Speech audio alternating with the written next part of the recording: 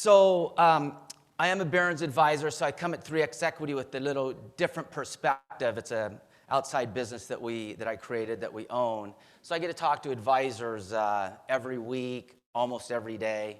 I run my own practice, so I really get a good feel for what advisors are saying in the industry.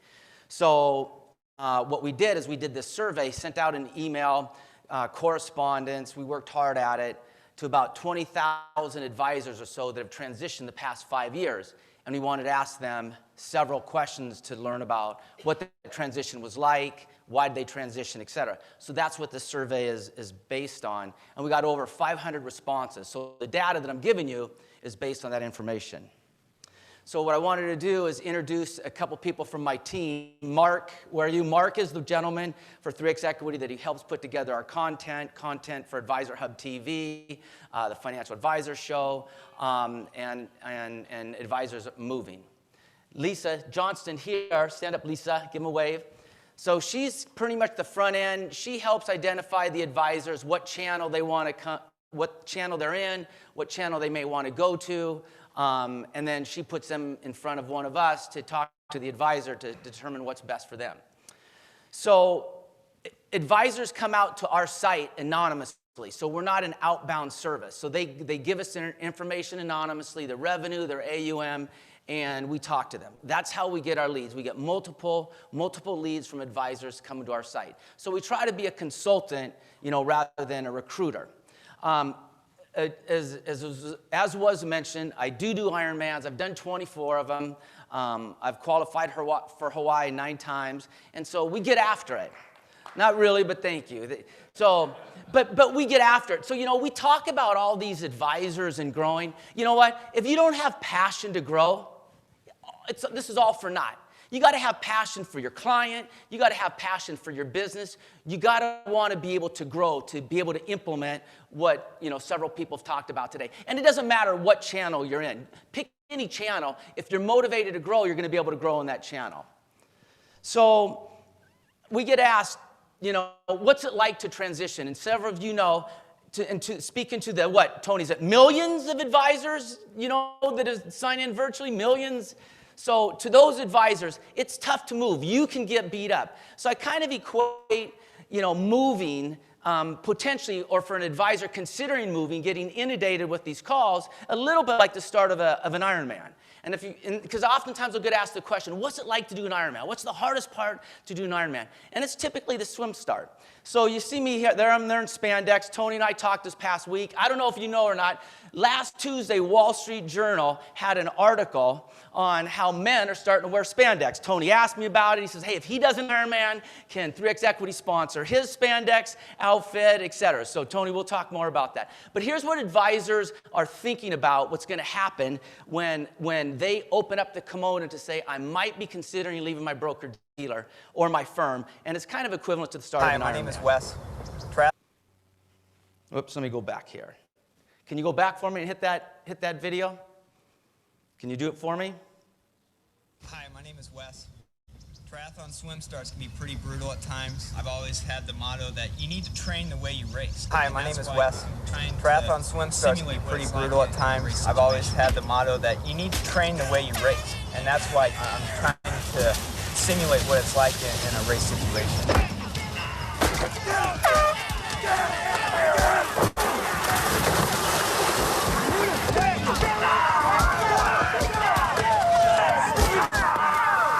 Tony, when you and I do an Ironman together, that's what you have to look forward to. So that's what advisors, one of the things they're concerned about. So in this report, what we did is the questions we asked, what was it like to move? Did you get what you were promised? How much of your AUM were you able to move? These are some of the common questions that are asked. Well, if you can see here in the graph, it wasn't the biggest, fattest check. Okay, why advisors moved was primarily because of higher payout, better technology, and a better cost of doing business. Now, what we don't know is that advisor going to take that money and reposition it into their business to grow, or are they going to take that money and spend it themselves? But these are the reasons that advisors move. Okay, I don't know if that's a surprise to any of you. The next question we asked, when you move, did the firm that you moved to keep their promises? Most of the advisors said, yeah. They delivered. And that, and the reason I think that happens is that, like professionals from Frank that you'll hear from Elite Consulting, other recruiting consulting firms like ourselves, we try to really help educate the advisor. We try to work with the firm, work with the candidate to make sure they're being, that who they're moving to, they're gonna implement what was told. So most advisors that are promised certain things, it happens. So to those advisors looking at moving, you know what? It happens. You're not surprised when you move. Another important question that we get asked is, or if the concern is, how much is my AUM going to move? So 85% of the advisors' AUM moves when they move from one firm to another. So I got a big book, and just real quickly, where I'm maybe different than other Barron's advisors, is I'm not a super OSJ. I'm a single producer. I got a team, a big team around me that supports me, but I've been the rainmaker. So I don't have AFAs or junior advisors under me. So, I would have a big book. If you move, I'm concerned about if all my assets are going to move. Well, to the advisors that are thinking of moving, if the job is done well, 85% of those assets are going to move. The other question that when we talk to advisors is, how many offers did you get? How many people did you talk to? How many packages did you receive? And you know what? If you have someone out there who's had 8 or 10 packages, you probably don't want them, because what's happened is you haven't qualified that person well enough. You haven't really understood what their goals are. So about over 70% of the advisors that actually moved had 2 different offers from different firms. Probably the ideal number is 3. To educate the advisor, to understand the value proposition, the compensation. So to those advisors out there thinking of moving, you probably want about 3 different offers from 3 different good firms.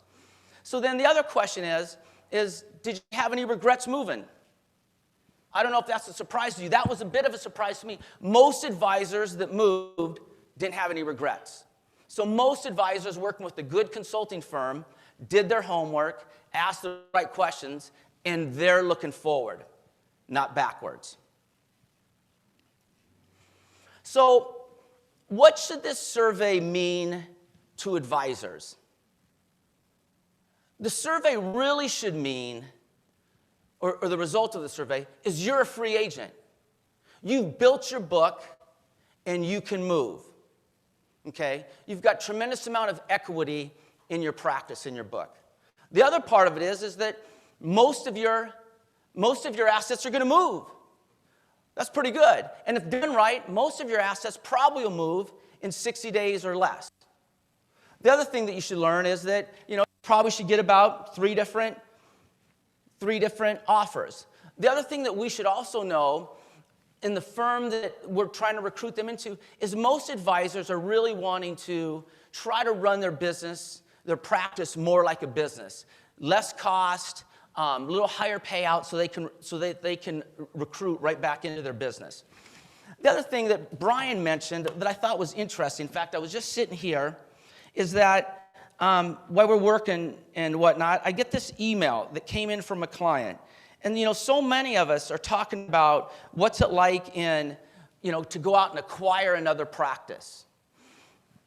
So I haven't really acquired practices. I grow my book organically. And the way I built my book is Microsoft hired me many years ago to be the financial advisor for their executives. And how I got that is that I found out who the hiring person was in that role. I found out what gym they were a member of. I found out what they did in that gym, and I found out where they rented their locker in that gym.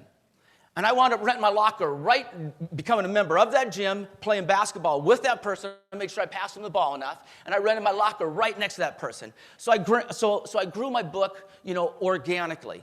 So if you go out and buy a book, it's going to be expensive, and there's a lot of liability, versus maybe really concentrating on growing your book organically. So as I'm sitting here during this workshop today, this client that was referred to me says, I completely trust you, Jeff, and I'm so lucky to have you as my advisor. You've done this for hundreds of clients. You make me feel as though I'm your only client, and that is probably why you're so highly rated, liked, and well-respected. I feel like I've hit the jackpot with you.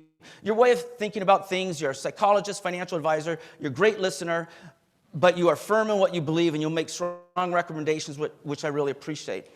So that's about myself, my team. But as an advisors out there, that's what you got to do. You got to service your clients. Because think about that client that was referred to me, the amount of money I'm managing of that client now. That client is probably going to refer 3 to 5 people to me. And those 3 to 5 people that are referred to me by this client is going to refer probably another 2 to 3 people. I'm going to pick up a bunch of organic assets because myself and my team did a really good job with that client. And that doesn't cost me any money. I'm not going to a bank to buy a practice. I'm just building my book organically. So for those advisors listening, you know, and I don't want you to raise your hand or ask you this question, but do you think that person to your left or your right has kept their New Year's resolution from last year? Probably not. If you want to grow and market your book, you got to go to bed thinking about it. You got to wake up thinking about it. You got to have a strategy how you're going to grow your book. You got to be very specific in how you're going to grow your book organically. So for those advisors out there listening, here's an idea. Rather than renting what we're here in New York, rather than renting a suite to the Yankees or the Mets or the Knicks for your clients, maybe what's a better idea? Why don't you rent that suite for the center of influences in your natural market? And invite those center of influences to that suite and leverage those center of influences to get your clients, to refer you new clients, rather than you bringing your clients. So who could the center of influence be? What happens when you get a divorce? Most likely, one of those spouses chooses another advisor. So network within your practice divorce attorneys. What about recruiters? We're up here in the Seattle area. So recruiters are recruiting people into Facebook, Salesforce, Google, Amazon. Lock yourself into a good recruiter that brings in executives from the outside. So a suite with a center of influences. What about that person that sells the top umbrella insurance? Why umbrella insurance? Through Chubb. Well, because people that get umbrella insurance through Chubb have a lot of money. So establish a relationship with that top insurance agent in your area. Leverage your centers of influences to grow your practice. And there's no risk or very little risk except waking up thinking about it, going to bed thinking about it, and being intentional with their clients. The other part that I would ask is, what does this mean to broker-dealers? How expensive is it to go out and bring in a candidate? It's expensive. It's expensive for you being here. It's expensive for your recruiters. It's expensive. So why don't we take care of our own house and develop our advisors inside so we don't give them a reason to leave? Richard Branson has a great quote.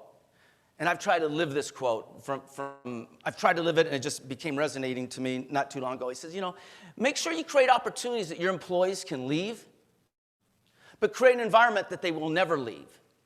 And the way they'll never leave is understand those advisors' goals within your infrastructure. Help them reach their goals. What are their goals? So spend time, spend resources developing your team. It's so much less costly than going out recruiting a new team. So develop your team in-house and then give yourself an ability to go recruit outside. So 2 years ago, we were talking about, as already mentioned, robo. Today, we're talking about cryptocurrency. What are we going to be talking about going forward? So what's the next thing going forward? So I think that as we're thinking about it, the more that we can develop our advisors in-house, give them tools to work with, grow their business, it's going to help that broker-dealer.